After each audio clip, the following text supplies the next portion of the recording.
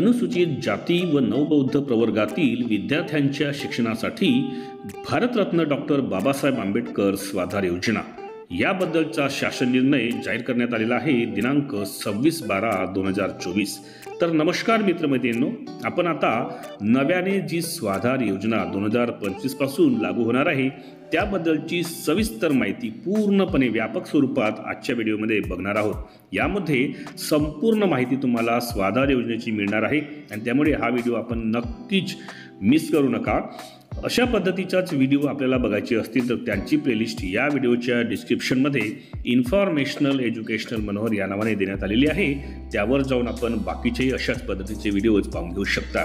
तर स्वाधार योजना जी 2025 पासून नव्याने लागू करण्यात येणार आहे त्यामध्ये काय निकष असणार आहेत आणि कोणत्या नवीन बाबी त्यामध्ये इन्क्लूड करण्यात आलेल्या आहेत या सर्वांचा एक संगोपांग आपण या ठिकाणी माहिती बघणार आहोत।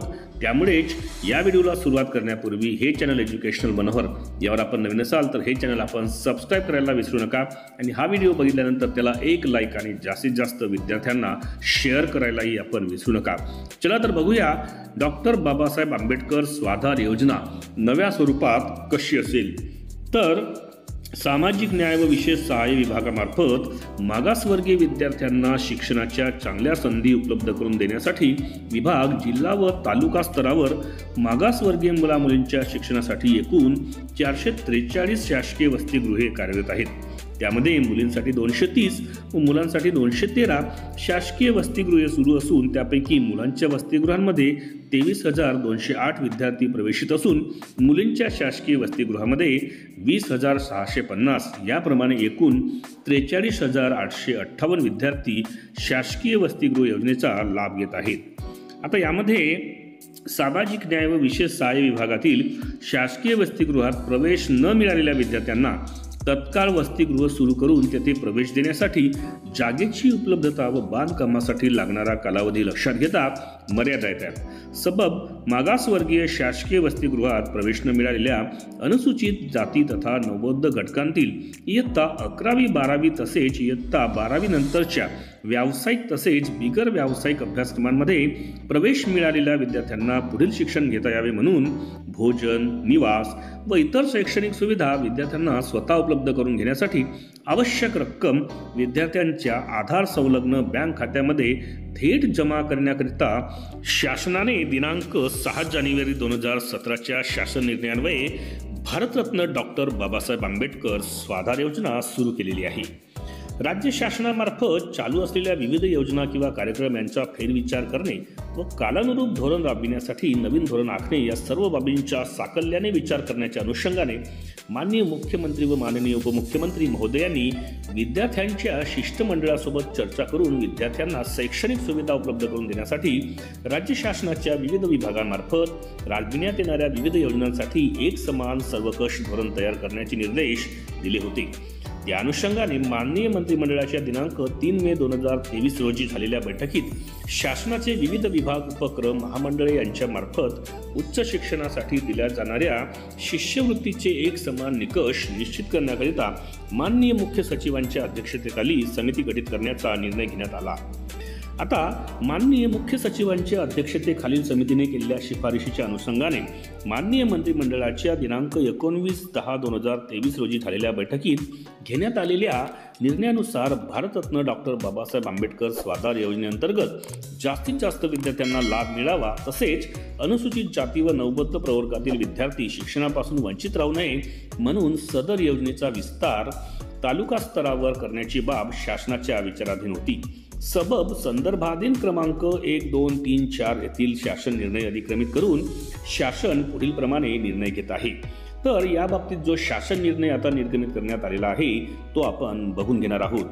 तर सामाजिक न्याय व विशेष सहाय्य विभागातील शासकीय वसतिगृहात प्रवेशासाठी पात्र असलेल्या तसेच वसतिगृह प्रवेशासाठी रीतसर अर्ज केलेल्या परंतु शासकीय वसतिगृहात प्रवेश न मिळालेल्या अनुसूचित जाती व नवबौद्ध प्रवर्गातील विद्यार्थ्यांपैकी इयत्ता 11वी व 12वी तसेच 12वी नंतरच्या व्यावसायिक तसेच बिगर व्यावसायिक अभ्यासक्रमासाठी विविध स्तरावरील महाविद्यालयात शिक्षण संस्थांमध्ये प्रवेश मिळालेल्या विद्यार्थ्यांना शिक्षण घेता यावे म्हणून भोजन, निवास व इतर शैक्षणिक सुविधा विद्यार्थ्यांना स्वतः उपलब्ध करून घेण्यासाठी आवश्यक ती रक्कम संबंधित विद्यार्थ्यांच्या आधार संलग्न बँक खात्यामध्ये जमा करण्यासाठी शासन निर्णय दिनांक 6/10/2017 अन्वये भारतरत्न डॉक्टर बाबासाहेब आंबेडकर स्वाधार योजना सुरू केलेली आहे।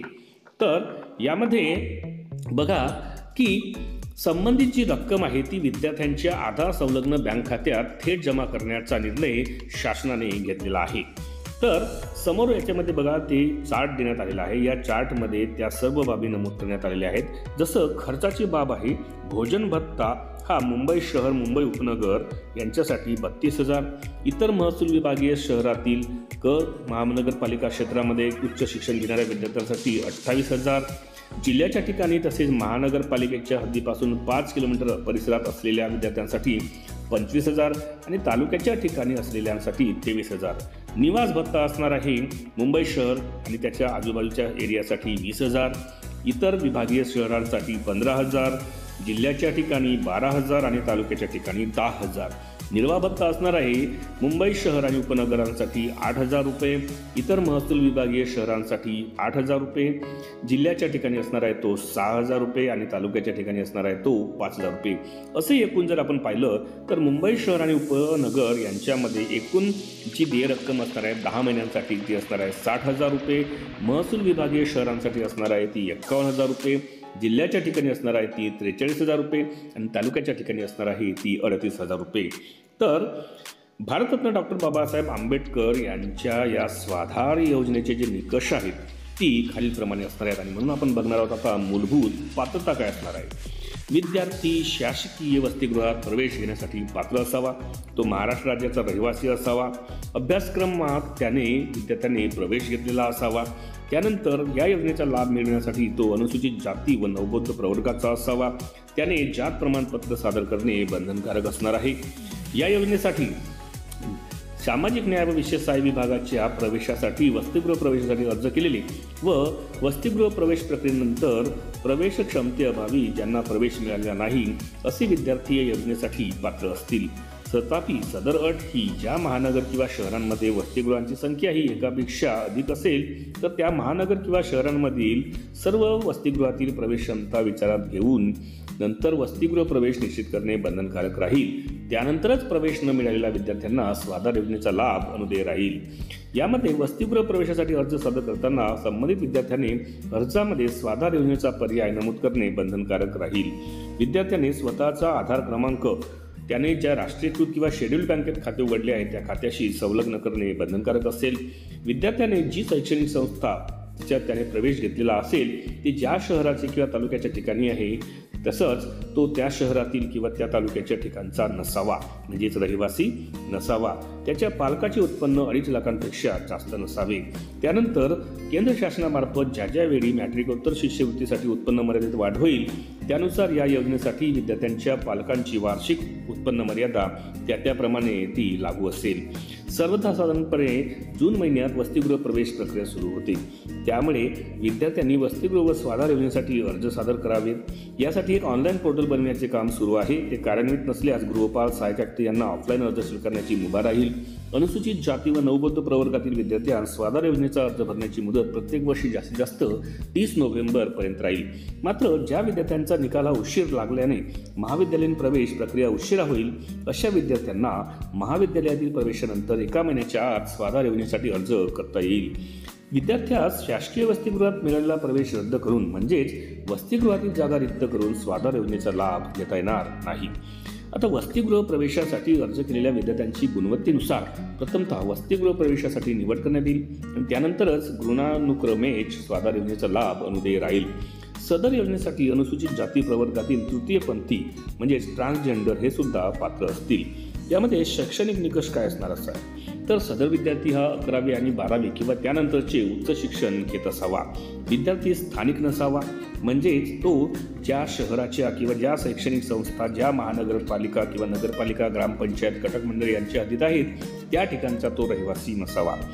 महानगरपालिकेच्या हद्दीपासून किमान 5 किमी परिसरात असलेल्या महाविद्यालयात किंवा शिक्षण संस्थेत शिकत असलेले विद्यार्थी सुद्धा या योजनेचा लाभ मिळविण्यास पात्र असतील।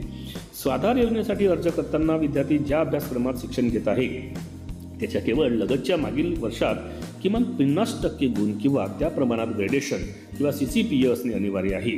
त्यापूर्वीच्या इतर परीक्षांच्या गुणांचा विचार करण्यात येऊ नये. एका शाखेची पदवी किंवा पदव्युत्तर अभ्यासक्रमासाठी या योजनेचा लाभ घेतल्यानंतर पुन्हा इतर शाखेची पदवी किंवा पदव्युत्तर शिक्षणासाठी प्रवेश घेतलेल्या विद्यार्थ्यांना या योजनेचा लाभ अनुदेय राहणार नाही.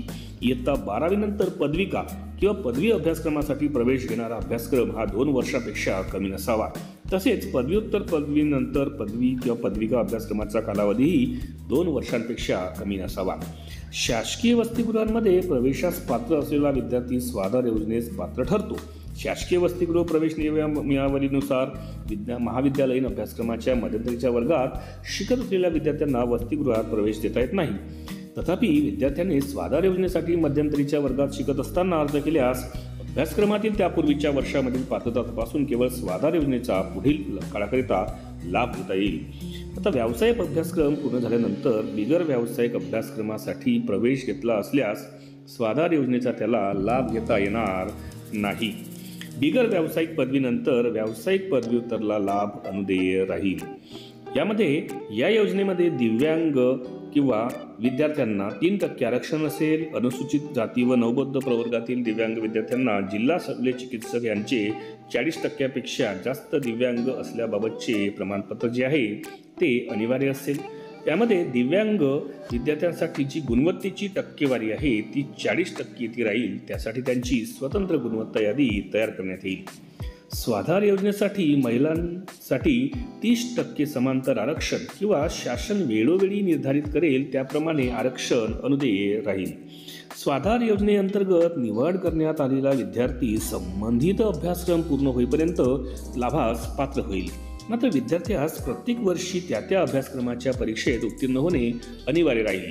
या योजनेसाठी खास बाब सवलत लागू राहणार नाही. आता काही इतर निकष सुद्धा त्यामध्ये सांगण्यात आलेले आहेत की सदर योजनेचा लाभ इयत्ता 10वी नंतरचे उच्च शिक्षण घेत असलेल्या विद्यार्थ्यास अनुदेय राहील. एका विद्यार्थ्यास जास्तीत जास्त 7 वर्ष या योजनेचा लाभ घेता येईल. सदर योजनेस पात्र विद्यार्थी अनुत्तीर्ण झाल्यास अनुत्तीर्ण कालावधीमध्ये त्याला या योजनेअंतर्गत लाभ देता येणार नाही. उत्तीर्ण झाल्यानंतर असा विद्यार्थी पुढील लाभास पात्र राहील. तथापि उपरोक्त 7 वर्षांचा कालावधी विचारात घेताना उत्तीर्ण व अनुत्तीर्ण अशा दोन्ही कालावधीची गणना करण्यात येईल. व्यावसायिक अभ्यासक्रमासाठी एका विद्यार्थ्यास जास्तीत जास्त 8 वर्षे सदर योजनेचा लाभ घेता येईल. याकरिता विद्यार्थ्याला स्वाधार योजनेचा लाभ अनुदेय होण्यासाठी कमाल वयोमर्यादा ही 30 वर्षे इतकी राहील. दुसरं आहे की स्वाधार योजनेच्यासाठी पात्र ठरलेल्या ज्या विद्यार्थ्यांना पदवी किंवा पदव्युत्तर पदवी हे शैक्षणिक अभ्यासक्रम पूर्ण करताना ATKT प्राप्त झाली असेल अशा विद्यार्थ्याला फक्त एकदाची अटीतून सूट देण्यात येईल. म्हणजेच एखाद्या विद्यार्थ्याला दुसऱ्या वेळी ATKT मिळाल्यास तो विद्यार्थी सदर योजनेचा पुढील लाभ घेण्यास अपात्र असेल. अभ्यासक्रमाच्या मध्यावधीत प्रवेश घेतलेला विद्यार्थी स्वाधार योजनेच्या लाभास पात्र राहील. आता शिक्षणात खंड पडलेला विद्यार्थी स्वाधार योजनेच्या लाभासाठी पात्र असेल. तथापि शिक्षणातील खंड हा 2 वर्षांपेक्षा जास्त असू नये किंवा या योजनेसाठी निश्चित केलेल्या वयोमर्यादेपेक्षा तो अधिक वयाचा नसावा. विद्यार्थ्यांना शासकीय वसतिगृह डॉक्टर बाबासाहेब आंबेडकर स्वाधार योजना किंवा व्यावसायिक पाठ्यक्रमाशी संलग्न असणाऱ्या वसतिगृहात राहणाऱ्या अनुसूचित जाती व नवबौद्ध विद्यार्थ्यांना विद्यावेतन योजना या 3 योजनांपैकी एकाच योजनेचा लाभ घेता येईल. म्हणजे जर एखादा विद्यार्थी एकापेक्षा अधिक योजनेचा लाभ एकाच कालावधीत घेत असल्याचे निदर्शनास आल्यास संबंधित विद्यार्थी हा फौजदारी गुन्ह्यास पात्र राहील व लाभार्थी विद्यार्थ्याने जो आर्थिक लाभ घेतला आहे ती रक्कम 12% व्याजासह वसूल करण्यात येईल. विद्यार्थी कोणत्याही प्रकारची नोकरी किंवा व्यवसाय करत नसावा. विद्यार्थ्याने प्रत्येक सत्र परीक्षेचा निकाल 15 दिवसांच्या आत संबंधित गृहपालांना सादर करणे बंधनकारक असेल. त्यामध्ये विद्यार्थी व शैक्षणिक संस्थांनी सदर योजनेमध्ये फसवणूक केल्याचे आढळल्यास संबंधित विद्यार्थी व शैक्षणिक संस्था या कायदेशीर कार्यवाहीस पात्र राहतील. तसेच योजनेअंतर्गत लाभ घेणाऱ्या विद्यार्थ्याने शैक्षणिक अभ्यासक्रम पूर्ण न करता लाभ घेणे, शिक्षण न घेता नोकरी व्यवसाय करून या योजनेचा लाभ घेतल्याचे निदर्शनास आल्यास असा विद्यार्थी कार्यवाहीस पात्र राहील व सदर योजनेअंतर्गत दिलेल्या लाभाच्या रकमेची 12% व्याजासह वसुली करण्यात येईल. यामध्ये अनुदानाचे जे वितरण आहे ते कसं होईल तर या योजनेचा लाभ घेण्यासाठी विद्यार्थी ज्या जिल्ह्यामध्ये शिकत आहे त्या जिल्ह्याचे सहाय्यक आयुक्त समाज कल्याण यांच्याकडे त्या विद्यार्थ्यांनी अर्ज करावा. त्यानुसार संबंधित सहाय्यक आयुक्त समाज कल्याण हे विद्यार्थ्याची निवड करतील आणि पात्र लाभार्थ्यास जवळचे मागासवर्गीय मुलामुलींच्या वसतिगृहांचे गृहपाल यांच्याशी संलग्न करतील. विद्यार्थ्याचा प्रवेश ज्या वसतिगृहाशी संलग्न करण्यात येईल त्या वसतिगृहाच्या गृहपालाने सादर केलेल्या महाविद्यालयीन उपस्थितीच्या आधारे संबंधित सहाय्यक आयुक्त समाज कल्याण हे प्रत्येक 6 माहीस अनुदेय रक्कम संबंधित विद्यार्थ्याच्या आधार संलग्न बँक खात्यामध्ये जमा करतील. शैक्षणिक वर्षामध्ये विद्यार्थ्याने संबंधित शैक्षणिक संस्थेमध्ये प्रवेश घेतल्यानंतर सदर योजनेअंतर्गत अनुदेय रकमेपैकी पहिल्या तिमाहीची रक्कम आगाऊ देण्यात येईल। या योजनेअंतर्गत लाभास पात्र असलेल्या विद्यार्थ्यास भारत सरकार शिष्यवृत्ती अंतर्गत प्राप्त होत असलेल्या निर्वाह भत्त्याची रक्कम वजावट करून उर्वरित निर्वाह भत्ता, भोजन भत्ता, निवास भत्ता यांची रक्कम अदा करण्यात येईल। विद्यार्थ्यांची महाविद्यालयीन उपस्थिती किमान 75% आवश्यक राहील। याबाबत विद्यार्थ्यास संबंधित संस्थेचे प्रत्येक तिमाहीस उपस्थिती प्रमाणपत्र सादर करणे बंधनकारक राहील। तसेच विद्यार्थ्यांची प्रगती, शिस्त व वर्तणूक समाधानकारक असावी। विद्यार्थ्याने तो अभ्यासक्रम पूर्ण करणे आवश्यक राहील।